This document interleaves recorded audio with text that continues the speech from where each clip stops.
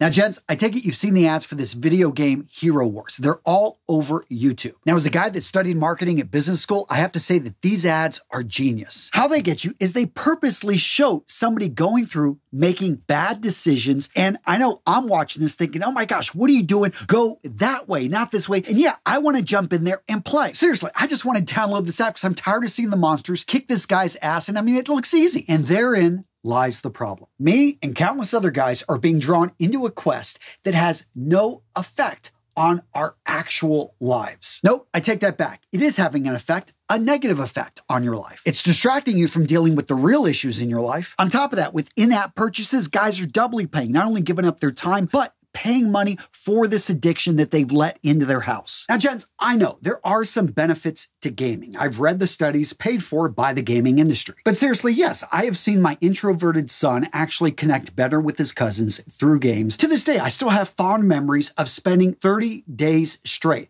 before I was able to conquer The Legend of Zelda with the help of Nintendo Power. But those benefits can easily be outweighed by the negatives if you get addicted, if you find that you can't even get up from the game. And that's why, gents, I'm starting this list off with video game addiction is one of the habits that is keeping men weak. Now, again, gents, I know a lot of you guys love gaming, so I don't want to beat up on that one too much, but I do think it's interesting that video games and gaming, aka gambling, how they're actually converging, and we're actually seeing it's hard to separate the line between the two. And it's interesting, I think, where the future is going with this, but be careful of the addiction. Whether it's gambling, whether it is video games, understand they're using a lot of the same mechanisms to suck you in. Most likely, if you're watching this channel, if you're looking to become the man you know yourself to be, you know that you've got things you need to do. And that is another bad habit that we develop. We procrastinate on doing the things that are going to make a difference in our lives. Now, I know what works for me is journaling and writing out my priorities. And the reality is only half of the days of the week do I actually find time to do this. But when I do it, it's incredibly powerful. So as I go through, I write down everything I want to accomplish. And that's going to be sometimes 10 to 15 things a day. Now, 15 things, that's a lot. And so I prioritize in what has to happen first, and then I focus in on one thing. And gents, if you can do that, if you can write down what you want to accomplish and then find the one thing that if you do this first, everything else is going to start to fall into place, that is going to make all the difference. Now, as I'm going through and writing down all the things I want to accomplish, one question I like to ask myself is, what am I putting off that honestly, if I got it done, it would just be friggin' awesome? And one thing I'm proud to say I took care of, because guess what? 8 months ago, I just had another baby, is I reviewed my life insurance. Now, gentlemen, if you're looking for life insurance to help protect your family's financial future, you need to check out today's sponsor, Fabric by Gerber Life. Now, gents, I've talked about Fabric by Gerber Life before, and what I love about these guys is how easy they make it to be able to get life insurance. Now, Fabric was designed by parents for parents to be able to help you get high quality, affordable term life insurance policy in less than 10 minutes. Oh, and Fabric's new lower prices means significant savings over other providers with great quality policies like $1 million in coverage for less than $1 a day. And if you've ever looked at life insurance, you know it can get a bad rap for being overly complicated. What I love about Fabric is how simple they've made it. It's 100% online and on your time. And if you've got any particular questions, if you need extra help, Fabric has licensed insurance agents that can answer any questions along the way. And all, the entire application takes less than 10 minutes. You'll be able to see your quote and then personalize your quote to fit your family's needs. And you could be offered health coverage instantly with no health exam required. And when it comes to trust, Fabric is partnered with Gerber Life, trusted by millions of families like yours for over 50 years. They've got over 1,600 five-star reviews over on Trustpilot, and they've got a 30-day money-back guarantee. And on top of all that, they've got wills, access to college savings funds, and more tools just like that to help protect your family's financial future. Apply today in just 10 minutes at meetfabric.com/RMRS. Again, gentlemen, that's meetfabric.com/RMRS. The next bad habit that's making a lot of men weak, let's talk about your phone and those apps on your phone. We're talking about Twitter, Facebook, Instagram, all the ones out there. Yes, even Be Real. The thing is all of these apps, if you're not paying for them, gentlemen, you are the product. They've even said this. You've got these behavioral scientists that are being hired by these companies to keep you addicted to these apps to keep you spending time here on YouTube. Yes, I know I'm a YouTuber saying this, but here's the thing, is you need to be checking your screen time. You can easily pull that information up on your phone. I think you're going to be shocked how much time you're spending on your phone. It shows you exactly what apps. I did this with the teenagers in my house. We lined out, okay, what are our goals for the next year? Okay, so I'm like, those are your goals. How are your phones going to help you achieve that goal? They really couldn't line it up. No, they're not going to help that much. And then we looked at the screen time. When my kids saw that they were spending on average 3 to 4 hours a day on their phones, all of a sudden we realized, okay, we need to make some adjustments because this isn't aligned with your goals. I asked them what change could we make. We decided actually to keep the phones downstairs past 8 o'clock at night. We found that that one change actually shifted a lot of their behavior and cut their screen time in half. The next bad habit keeping you weak, your addiction to alcohol, drugs, fat, sugar, name it. Guys, there is something, salty foods, whatever it may be, you've got your vice. I know for me, it is sugar. And I've been trying to fast, cut things off. It's hard. And I get it. And for me, alcohol was also something that I loved. I mean, the thing is, I'd have a few drinks. I was so attractive to the ladies, but I realized, hey, I don't want to put myself in danger. I've got too much to lose. I've been in a great relationship with a woman that I love, and I don't want to do stupid things when I've had a few drinks. So find out what you've got. If you're putting on, hey, you love your soda. I used to love Coca-Cola. I really just cut all soft drinks out of my life because I realized, I think I saw a commercial. It showed it was basically liquid fat that I was pouring down my body. And I realized, hey, I can cut this off. I just simply need to learn to love the taste of water. Add a little bit of lemon to it, maybe a little bit of flavor here or there. But, right now, again, the sugar addiction is something I'm working with. Slowly, I'm weaning off. And I find that I'm one of those people that I want to change the system. I want to slowly make the change so I almost don't notice it. I'm not are you a cold turkey kind of guy? If you are, let me know in the comments. But once it becomes an addiction, once it becomes something you can't do without it, that's when there is a problem. I know for me, I found that I was drinking a lot of coffee, so I felt I was addicted to caffeine. So I said, okay, can I go a full day without drinking coffee? I made it 1 day. Next thing I know, it's 2 days. Then it's 3 days. Then I'm looking at coffee substitutes because I still was craving the taste of coffee, but I didn't want anything with caffeine. So I found some alternatives. Guys, if you look out there, there are ways to overcome this. Do you actually have the willpower? Do you have the ability mentally to overcome some of these things which are drawing you in? And speaking of controlling things, let's talk about controlling your emotions. Anyone that knows me personally for a long time always thinks, Antonio, you're always very straight up. I think Aaron Marino gives me a call all the time because he's like, hey, you're just so even-keeled. Aaron's kind of all over the place. It's his Italian heritage, he says. But for me, people that really know me know that, yes, I don't really get too emotional about things, but when I do, I explode. I have anger issues. It started when I was a kid, and I would just take my favorite toys, maybe medals I would win, and I would destroy them. I would go out there and just beat things up. I would take baseball bats, and I would just hit things. And I remember one time I hit this metal thing so hard it bounced back and hit me in the head, almost knocked me out. Didn't teach me a lesson because throughout life, my wife has seen this a few times. We have just gotten into arguments, and I maybe took a book, a page out of Steve Carroll's book. I jumped out of the car one time. Not the smartest thing. We were only going about 20 miles an hour. Point being is I'm like, I got to get out of here. The other day, I couldn't figure out the television. I don't know. It's like we got all these remotes and I was just trying to watch something. And I had a tough day and I tore it and I broke it up. And I still feel stupid. I mean, this was just 2 months ago. And I realized, you know why I did this?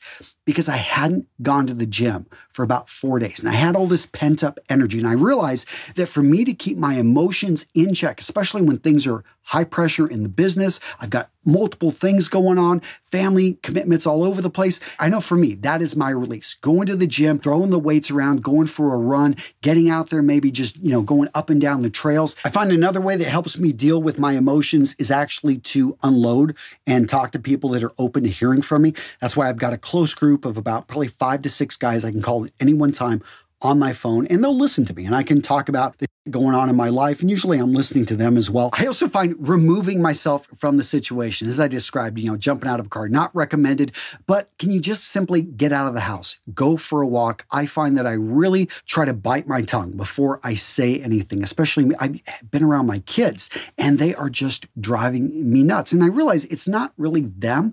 It's probably all the other things that have happened either that day, that week, and they are going to be the straw that breaks the camel's back. I find that, hey, you know what? I just need to get out of this situation. My wife, she sees it when I'm kind of reaching this point, and she says, hey, how about you just get out of here? How about you go for a drive? How about maybe you want to go to the gun range, which, may sound a little bit dangerous to some of you guys, but I find that just simply going down and focusing on my breathing, putting lead downrange is just a way, it's almost a mental exercise. I would love to hear from you guys though, down in the comments below. What are the ways that you control your emotions? How do you keep everything in check? How do you stop from, being like a volcano and exploding? The next bad habit that's making a lot of men weak is that they avoid pain and suffering. And here's the thing is life is full of pain and suffering. You just got to choose who you're going to suffer with. And that's one thing I loved about the United States Marine Corps. I was surrounded by crazy psychos. This was like a cult religion. It wasn't the military. I mean, the Army's the military, the Navy, they're a fleet, the Air Force, the Chair Force, the Coasties, we love you guys. But Marine Corps, man, they're just crazy. They would throw us things to do, and they would ask for more pain and suffering. I remember Lavodi back in OCS. The guy was just an inspiration because no matter what the DIs are throwing at you, he'd be like, is there more? Can you make me suffer? Let's make it hurt more. I mean, he'd be out there all night. And we, of course, would join him because you kept the whole unit together. And initially, I wanted to kick his ass. And then I realized it was all a mental game, because he would go until he's exhausted. The DIs won't let us die, or not most of us. And they're always like, they would eventually have to break. And he realized that if he could do that, he could build up, to an extent. But if you understand that your mind is trying to protect your body, but your body is capable of so much more. Again, I showed this video the other day. My son is going out first thing in the morning, and he's been doing this now for 3 weeks. Doing these ice baths. I'm not saying it's for everybody, but the way he's approaching this is to start the day off with the hardest thing that you think you can do. Yeah, it's freezing outside. It's 0 degrees, and he's getting into freezing water that he has to break the ice on.